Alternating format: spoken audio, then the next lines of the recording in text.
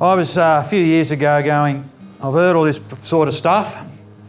We've got a farm and I don't have a clue if I'm carbon positive, negative, neutral or somewhere in between. So basically what we set out to do was try and work that out for our farm, and that's what I'm going to present to you here. We wanted to get just a ballpark kind of sense of were we positive or negative, and so then we could drill into some of the fine detail, which you probably will as the afternoon rolls on. There's no better publication than this grain growers thing if you're a grain grower, and it ends up the back like all good Sydney Uni students, late to class and in the back row. But I'm sure he will go through some of the fine detail. This is a great publication if you're a grain grower and interested in this topic. Righto, so this is a summary of what I'm going to say, then you can switch off. Our farm, which I'm going to talk about, is for 1,500 hectares. We grow about 850 hectares of dryland wheat and cotton, and run 200 weaner cattle. So the balance of the cattle, whatever 1,500 take away 850, the cattle use that area of the farm. And the bottom line is we are more or less carbon neutral. So I can probably conjure up a set of numbers to show that we're carbon positive, and I can conjure up a set of numbers that we're carbon negative.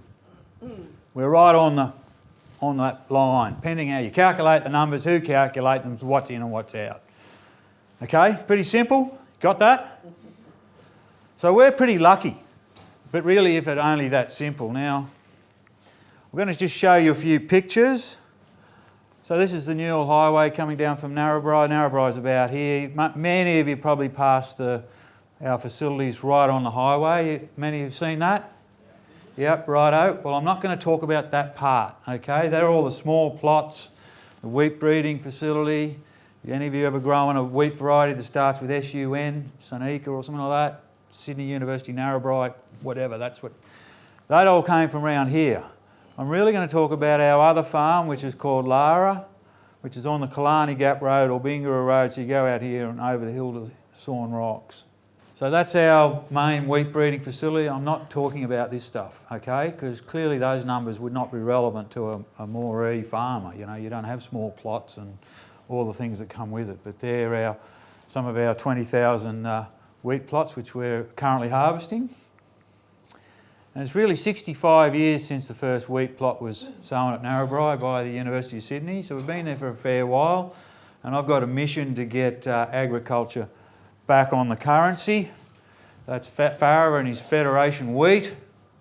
And there we are, we were celebrating our 65th anniversary. Next year we're celebrating our 80th anniversary of the Gabo wheat variety, which led to what you know now. You get paid for your yield and quality of your grain.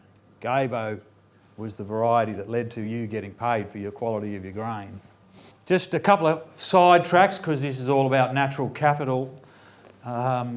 We did do a project with local land services on feral pig movements. So if any of you are interested in this, just get back in contact with me. But what we really learned from monitoring the pigs with LLS, wild pigs on our property, they basically lived on our farm and had a happy time there. You know, they lived in the creeks, came out and wined and dined on our crops from time to time and went back into the creek, into the grasses. So that's what we learnt from that. There was one pig in particular who lived in the forest, came down the creek, wined and dined on some of our favour beans in particular, and went back. But it was really quite interesting and sort of a bit contrary to what people really always think, that they're all coming out of the national parks. They were really living fairly locally at this particular time. And then, because natural capital is also about biodiversity, I just wanted to put it out there. We have been monitoring our biodiversity on farm in sort of as a stepway to this journey. We put some sensors out and we found the 15 species of these insectivorous bats, or 5 of which were threatened species, in our forest, which is, you know, kind of a cypress pine forest. We found these. Why do we like bats? Because they eat insects, specifically Helicoverpia or Heliothis, which is the main pest of cotton. And so that's an ecosystem service if you're into the jargon. And Yeah, so that was great. We've also been monitoring our birds. We found 150 species of birds just on our farm. So if you've got a farm a bit like ours, you've probably got something similar. That's all I'm trying to say. If you're basically along this corridor or the Newell Highway, or probably on the eastern side for sure. So 150 species of birds. Is that a lot, or? That is a heap. There's only 220 species in the whole Narrabri Shire. And the Narrabri Shire is a pretty diverse shire. Remember, we've got the Mount Caputar National Park, the Pilliga Scrub, and a heap of everything in between. So it's a pretty diverse area. So I think it shows that, you know, there's a fair bit of biodiversity potential. And the other thing we're doing with biodiversity, it's complicated to count birds and bats all the time, is ED and A. So they sample water for platypuses, and you can detect the platypuses from the ED and A in the water. It's quite accurate. We've been trying to fly a drone around our landscape to pick up the DNA and then see what's there, and it's showing quite a bit of potential. So, because people are going to want fast ways and easy ways to measure all this stuff, and cheap ways, as you just heard, it's all coming. So now I'm going to get back to the case study on carbon. It was all part of our DigiFarm project, and the particular numbers I'm going to present were calculated by the Going Sustainable group, which is Dr. Francois Visser, who's done quite a bit of work around here in Moree. And I've rounded a few of the numbers up just to make it easy to talk about. The book has all the details. So here's our farm, okay? We grow grain, we're into all things digital, precision agriculture. We've got cattle, 200 of them. We graze the area, basically we graze the area that you can't farm. Now that's pretty common around here. We grow a bit of dryland cotton, and we've got a bit of forest, and there's some teaching of soil science. A couple more pictures. This is during the drought, so our cattle. Here's our forest that I'm going to talk about. It's not that big. It's about 100 hectares, which we share with our neighbour.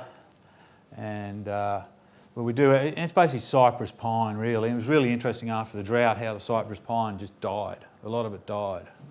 Now the acacias are coming back through. We've got a few river red gums, and we've got poplar box, Eucalyptus populina or bimble box.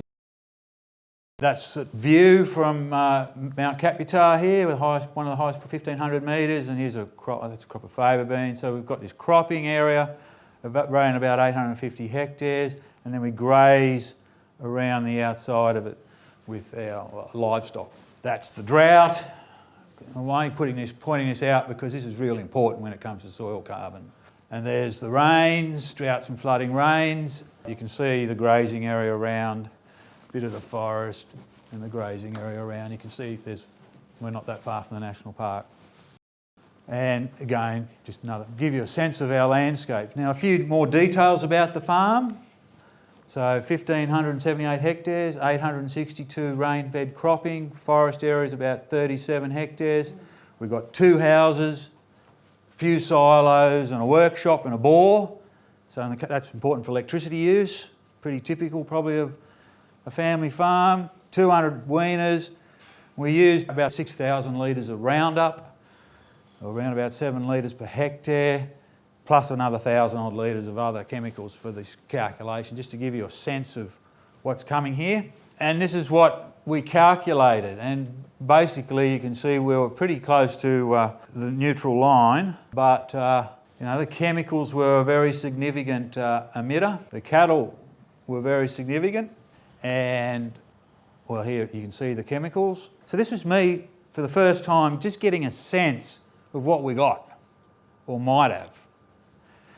The take-home learning for me was the cattle, because we've got 200 head of cattle for 6 months of the year. So one of the quickest ways to change the equation would be to sell off the cattle, wouldn't it? But you're not going to do that. So chemicals, and those of you who are quite astute on the house and things like that count for nothing really in the scale of it all. The transport of the cattle and all that sort of thing. Those of you who are astute here will be going, well, what's going on with the fertiliser? Because that's the other one, okay? Well, this particular year, because it's a calendar year, we'd put all the fertiliser on the year before, so it didn't come into the number. But I will present the number next. Okay, so this is what I mean. There's a lot of smoke and mirrors, for want of a word. We need to become critical thinkers and all that sort of thing. And If you understand the logic, I'm sure you can find your way through it all. So when you add the fertiliser, so I added 100 kilos a hectare for the fertiliser, probably not a high rate, but it gives you a sense. You can see what it did to the bar. All of a sudden it's become by far the largest source of emissions. And Ian will present you quite a lot of detail, I presume, because it's in this book. Really good stuff, you know, and bring that back to tonnes of grain and that sort of thing. But I'm just trying to give you a sense of a mixed farm here and a big picture. So that's what happens if you add fertiliser. So now you're going, well, we want to reduce all this stuff. So we could talk for days about how to do that. So we could reduce the chemicals, for example, with a camera sprayer. That's one way of doing it. So, you know, if that reduces it by 50%, or some manufacturers claim 80%, whatever number you want to use, at the end of the day, they're fantastic technology. They're going to reduce chemical use, so it's just a matter of shaving it. That's going to shave that bar back, isn't it? Okay, so that's one way of tackling emissions on this farm. And we've done that. We've implemented camera spraying since this was all done. And the same with fertilisers, really. There's a lot of things you could do with fertilisers and land management practices. You just got to try and think them through. What can you do to reduce? So that side of it's all reasonably easy to calculate. That's what I'm saying, you know. Electricity use, fertiliser use, chemical use. Pretty easy to calculate. Stick it into the calculators, you'll get an answer. Give you a ballpark. Now we're getting to the smoke and mirrors, is what I'm calling it today. The other side, which is the sequestration. You know, this is a bit more difficult. So we've got a forest, native vegetation, and we worked out that roughly in a drought year we can sequester 200 or 300 CO2 equivalents. In a wet year like this year, probably more like 600. Okay. So that's going to fluctuate from year to year, but it gives you a sense, just a sense. It's going to be very different for every farm. On native vegetation, and then on soil carbon. Well, in our case, our soil carbon levels are pretty low in our cropping area. You know, they're pretty low. They're around about 0.5%. So if anything we can do to increase soil carbon, we'll have a good outcome. So if we could increase that even by 10%, that's not a lot. So bring that up to 0.55%. That's about 6.5 tonnes of CO2e per hectare. So you multiply, you know, that by 1,000. If you have 1,000 hectares, it starts to become a pretty big number, very big number, very quickly. So there's a lot of potential there, is what I'm saying. But, and we have, since we looked at this, we went, okay, we need to do something about this, or what can we do? And we've been 2018 to 2021. We have some data that shows that we've gone from 25 to 30 tonnes per hectare. So that's, you know, we're showing what can be done, but the real question in terms of this soil carbon is what's going to be the permanence of that over 25 years? You know, we're going to go through a drought. During these good times it'll build up. If we go through a drought, or for whatever reason we end up deep ripping the paddock or something like that, that is going to have a very significant effect on the soil carbon.